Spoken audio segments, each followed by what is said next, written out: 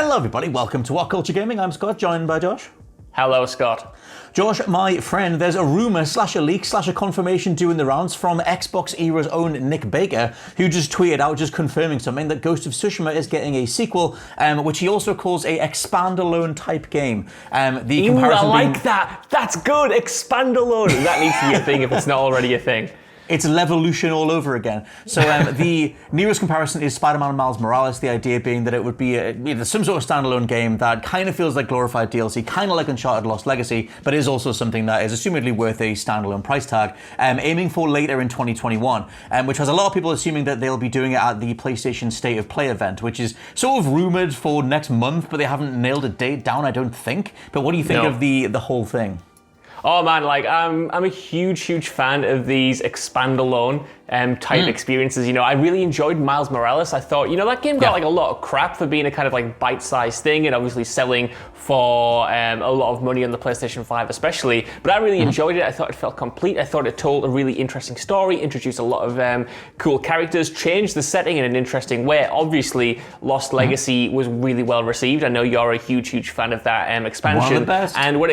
And when it comes to Sony's first-party games, if they're going to have DLC, I personally want it to be like this, its own kind of like standalone thing that takes what you loved about the original game, it recontextualizes a few things, bridges the gap between this and the inevitable sequel. I am here for this if this happens and this gets announced, and if it is true that it's coming out this year, that I'm over the moon. I mean, it was doing the rounds the other day, Scott Tilford. The opening, someone was reacting to it on Twitter, like the opening of Ghost of Tsushima, and I was watching it, and I was just thinking, I could play this again. I could go through this game again because I thought it's beautiful. I loved it, and I want more. Well, the thing is as well, I mean, I should mention the name of it. It's called Ghost of Ikishima, which I have to assume is like a region close to Tsushima. Maybe they can bring across some of the same visual splendor that made Tsushima such a spiritually uplifting, beautiful game. I mean, I adored Tsushima, every single second of it. Just playing your little flute thing as you walked around with the beautiful backdrops. It was just such a gorgeous game. Something to mention though is that idea that they've patched the Ghost of Tsushima since then, the PlayStation 4 version. So if you play on PS5, it does play in 4K 60. You can kind of get the auto up-res feel, and I wonder if that would be the thing that they carry forward into Ghost of Ikishima. And I also wonder, thinking of this sort of new wave of expandalone titles, if that's what we're going to call them, Final Fantasy VII Remake Intergrade, doesn't have that weird corridor crawling load screen stuff that Final Fantasy VII Remake had. I know that's third party, but that assumption of, we can do these little sort of mini episode things, maybe that's a way to bridge the gap between the feeling that we have right now where there's not enough next-gen stuff, but you can kind of do these little standalone mini episodes, mini game things, but give them next-gen qualities, like remove the load times to make it so they're obviously beautiful 4K 60 productions, and kind of go from there. Do you think that's maybe a way to bridge the gap until 2022? Totally. I think, the reality of video game development right now, especially in the blockbuster space, especially in the single-player blockbuster space that Sony's in, these games take a long time to make. The next Ghost of Tsushima is going to take a long time to make. That's going to be probably at least 4 years since it launched last year. It'll still come out on the PlayStation 4. It probably will, yeah. Obviously, Horizon took about that amount of time. Presumably, the next Spider-Man is going to take that amount of time. So to bridge the gap between those long waits, I like if they're going to focus on dropping these kind of smaller titles in between to kind of keep us interested in the IP and keep the story moving without, having us waiting so long. I think that's quite a cool and interesting way to do it in a way that hasn't really been done in the past. We've always had DLC, we've always had expansions, but these feel like their own individual games, like we were saying, Lost Legacy, Miles Morales feel like their own individual games. And I also think, again, from what you were saying there, these little standalones allow the developers to get used to the technology, so then the eventual sequel can be even better. We all remember 2013 and 14 when Naughty Dog was making The Last of Us remastered for the PlayStation 4, and they were saying they essentially used that as a kind of test run to get used used to what the PlayStation 4 could do, and it gave them a head start when they were making Uncharted 4.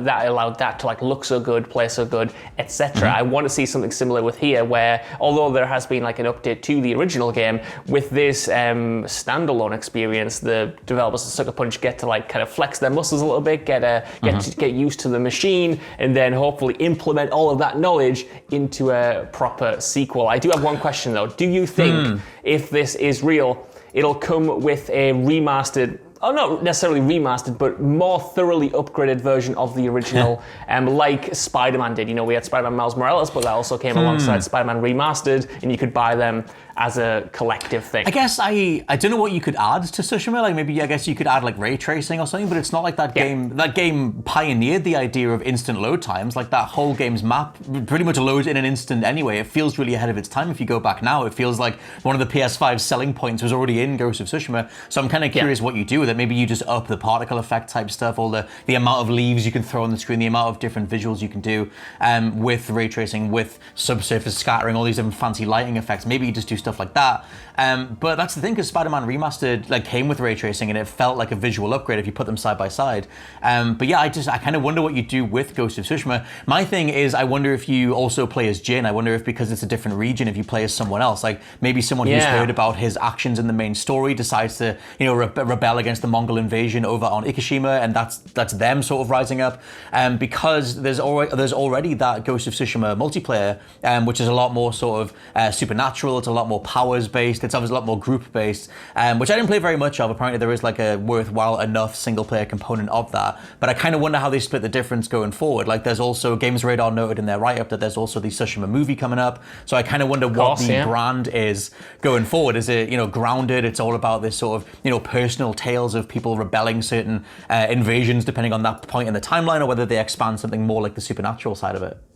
Oh, I mean, I love the balance of the kind of like weird folktale supernatural side of it, combined with the, you know, obviously like quote unquote realism of the main story, more or less. But it's interesting that you point out whether or not this will be a Jin story or whether it'll be a side character story. Because for me, I do want to see more of Jin's story, but I can wait for a sequel to get that, because I thought it ended in a really interesting place. And you know, no spoilers, but he's entered a different kind of phase of his life. Let's say his life's completely changed, understandably, from where he started in that game. So in between this and the eventual sequel, I wouldn't mind seeing, you know, a spin-off starring one of the extended cast, because that extended cast was just so good. Like finding out about their stories in their side missions, I wouldn't mind at all if we picked up with any one of them and just found out what they've been up to in the meantime. Maybe they've got a personal story to you know, seek out after the end of the first game, or maybe it's something entirely different and a new chapter for them.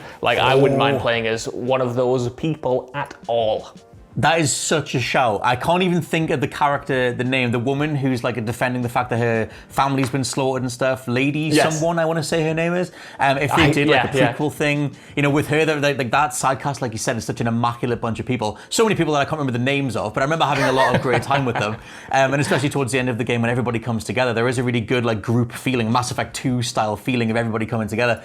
So there is actually a lot more potential than you think in terms of branching it out. But at the same time, if they're doing this sort of standalone thing, this expandalone new title, I wonder how much they need to make it work for new players. Like if it is going to be, if you're going to play as Jin, then is it just something you plug into the side of the main Ghost of Tsushima campaign, or is it something that needs to work for new players, so you have to play as someone else and kind of just plug it in that way? Either way, I like how much you know, Sony and Sucker Punch, if this stuff is all true, are building the Ghost of Tsushima brand, because it's one of the most fun that we've had with a new game in quite some time, like a brand new IP that just feels so fully formed.